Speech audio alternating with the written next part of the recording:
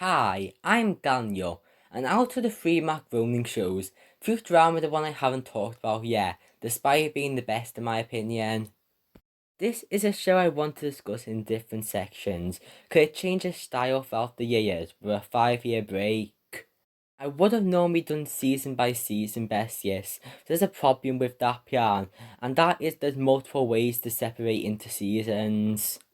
The classic era is sometimes 4 seasons and sometimes 5. The revival era is sometimes 2 seasons and sometimes 4, and it's debatable whether the 4 films count as a season. In the early seasons, there is some change in episode order across different splitting up seasons. I don't know how this happened, but it's somewhere from 6 to 10 seasons young. So will be easier to just split up the 2 or 3 eras and discuss the best episodes from it. That is depending on how this video does. As for the first season before the break, I brought back top 25 because top 10 wasn't enough, which will make the placement shorter. 25, Mother's Day. A really funny way to do a Robot Revolution episode, which was of course gonna happen in a show where robots already having a bigger place in society. Professor Farnsworth also gets some backstory flashbacks in here as well. 24, Xmas Story. A typical Christmas special is subverted here, not even the only time Futurama did that, by a Robot Santa introduction. I wish I could watch the episode without knowing Robot Santa, cause that would have been a major plot twist. But how it wasn't even mentioned for the first part of the episode. Also, Ben has a funny subplot in this episode, and I fear over time if people start saying Xmas more than Christmas. I have always disliked the word Xmas. 23, Year's Home World. This feels like what the show's been building up for all previous episodes. I wish the episode would have kept the identity of the cloaked people a secret till the end, even if it is pretty predictable, but this is still a great episode.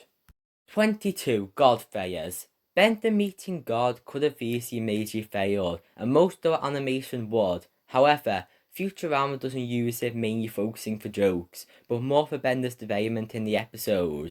I appreciate how the episode itself didn't show Bender divert back immediately.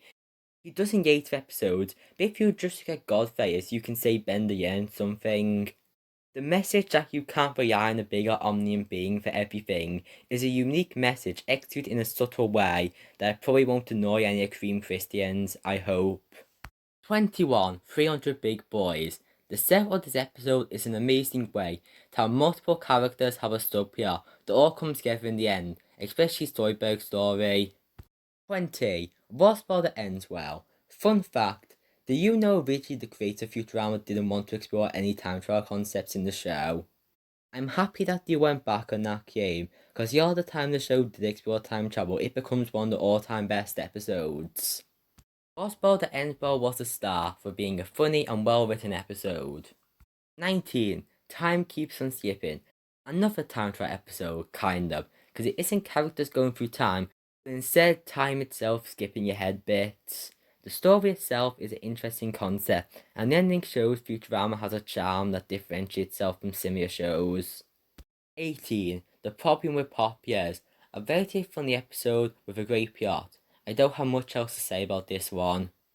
17, The Wire Fry. The reveal of this episode changes the first episode and the entire show's concept drastically. Knowing that Fry was pushed into the future by Nibia because of a Yakura brainwave which makes him immune from the brain's power causes interesting questions about why this happened, and was it always destined to happen because he needs to go to the future and not have the brainwave by being his grandfather. I'm explaining it in a way that makes it sound more complicated than it actually is, but still. Futurama is a comedy series and doesn't get into yaw and questions that often, which makes the time it does exceptionally executed. It would be higher, but I'm judging it by standalone episodes as a whole and not how it ties into everything. 16, The Sting. Another episode with a great twist, but this is self-contained in one episode. The amount of foreshadowing without it being obvious makes the ending really end, when normally it shouldn't be.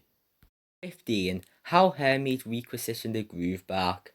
I like Hermes, but it doesn't get the same development as the rest of Planet Express.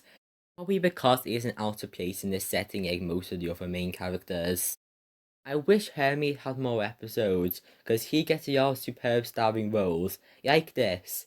I say that where story's more of a side plot here. A really good episode for the story, comedy, and song. 14. And Voyage of Interest 1 and 2. I tied them both because it would be hard to judge Voyage episodes against each other. This is similar to the Simpsons Treehouse of Horror episodes, where it stopped at 2 instead of forcing one out every Halloween. Out of these segments, the worst easier is What If Bender Was Human, for being overly weird and a mediocre segment. Aside from that, the other 5 are great for exploring concepts that often diverge from what you would expect from them. The best is What If Yi Was Home, for being an unexpected Wizard of Oz parody, but Yi actually wanted to be a witch. As well as having really memorable lines like who needs courage when you have a gun. Setup for the stories is also quite great, and overall, these are 2 high quality episodes. 13. Space Pirate 3000. An example of how to do an introduction episode correctly for not being below the rest of the show in story, comedy, and characters. Even though some characters aren't introduced here, like Zoidberg. As well as that, it sets up Fry's conflicted feelings of this change, but also paralleling it with the first 2 friends he meets in the future.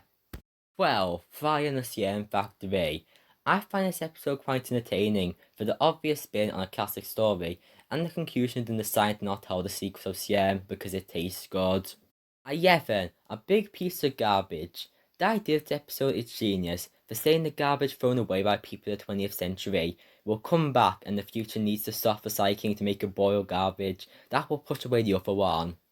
The joke lesson is a really funny subversion, especially when you realise it will hit the earth again in a couple of centuries but don't care. Wormshroom first appeared here, and here's a great recurring rival character for Farnsworth. 10. The Day the Earth Stood Stupid. A very funny episode that also sets up Yoda gets reference episode like The Wire Fry. 9. The Devil's Hands Are Idle Playthings. First out of apparently 4 intended Futurama finale episodes, and this would have been a good ending. Not great because it couldn't conclude anything, but it puts the focus on flying Yi, and returning the robot therefore makes a spectacular episode. 8. The Farnsworth Paradox. This episode has a great story of alternate universes, where the only difference is that coin flips have opposite outcomes, which makes Ben the Gold and Flying Yi be married. The use of the butterfly effect is a commonly used trope, but I prefer when it doesn't mention that it's a butterfly effect by name. One question with this, what about rigged coin flips? Does that change? The episode's comedy is also great. Bits like Hermes having a young thought about whether he should stop flying the box into the sun. And the Zoidbergs finally want some respect, but the Zoidberg from our universe still isn't respected by the other one. Paradox of the universe creation and the way it's concluded is something you surely shouldn't overthink. 7. The series has landed. The episode is great, both for the comedy, which is already top tier at the second episode of the show. It also has the contrast of Fry's view of the moon, which is optimistic compared to Yiya and the other people in the future, who just see the moon as boring now. 6. I second our motion. I know I have been saying this a lot, but this is a very funny episode, having so many great moments. That ending joke where it tries to have a twist of Ben actually starting to understand emotions, then subverts that easy advice by saying it still worked, is one of the best Futurama scenes. 5. Jurassic Park.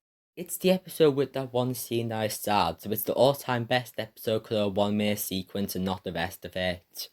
Okay, I think this episode is amazing, but not just for that scene. The episode has a good story and it's entertaining to watch. The real best scene in the episode is Fry deciding not to revive his dog because he lived the young life without him, which shows there is more to his character than you might think at first glance. Do this cycle this episode treated like the one scene this Oya has, when it's so much more than that. At least it's not to the same extent as Up. 4. Insane in the Mainframe. An underrated Gemma episode, with Fry and Bender getting sent to an insane robot asylum, despite Fry being human, which leads to so many funny moments, especially the return of Malfunction Bot from Put Your Head on My Shoulders. 3. Hell of Other Robots. How to do a relatively slow-paced story well, for making the moment in all parts of the story very entertaining and funny. Bender becoming rich is a great subversion of how his character usually acts. And the inclusion of Robot Hell in the third act is an amazing sequence, with an amazing song. A Tale or Two Santas. If there's such a thing as a perfect holiday special, this is a perfect holiday special parody, turning around so many tropes in clever ways.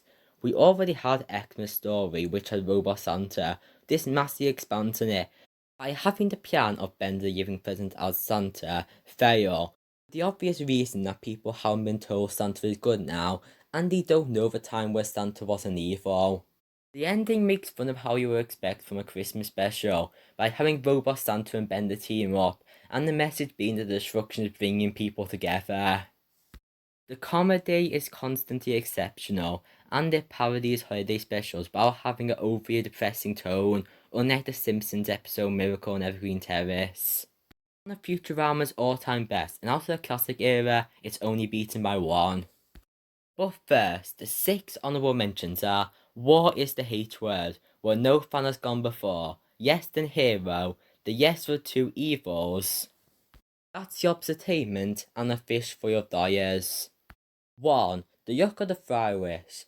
I know it's not the only episode with this format, because Jurassic Park Cold Warriors and a bit of Bender's Big Score do it too, but I really like the framing device of constantly switching between flashbacks and present. And as you watch more, the story is revealed. This episode explores Fry's brother Yancey and their relationship, which ties to how Fry only pretended to hate his wife before because he couldn't go back. When watching the episode for the first time, you think Yancey stole Fry's wife, but the reveal is very emotional, and the whole end scene is why Futurama is one of my all-time favourite shows. If you're watching this, then you likely know what I'm talking about, but I still don't want to give too much away about this absolute masterpiece, which is the best classic Futurama episode in my opinion. In conclusion, when rewatching all these episodes to Signed Order, I was reminded by how great the show truly is, on the level of comedy, on the level of story, and much more. The classic era has mostly superb episodes back to back. While I have opinions on why the revival is also superb and underrated, I probably have to pick the classic era over it, just for how phenomenal the show it is. Speaking of the revival era, if this video does well, I might do a yes for that era as well as the movies. It's too much Futurama to discuss all in one video. I already have to make it a top 25, which I might do more for things where top 10 doesn't begin to cover it. I won't do top 15s or top 20s, because it's not well rounded, but top 25s are on the table. The end. Pleased to meet you. Actually, we've met once before. What?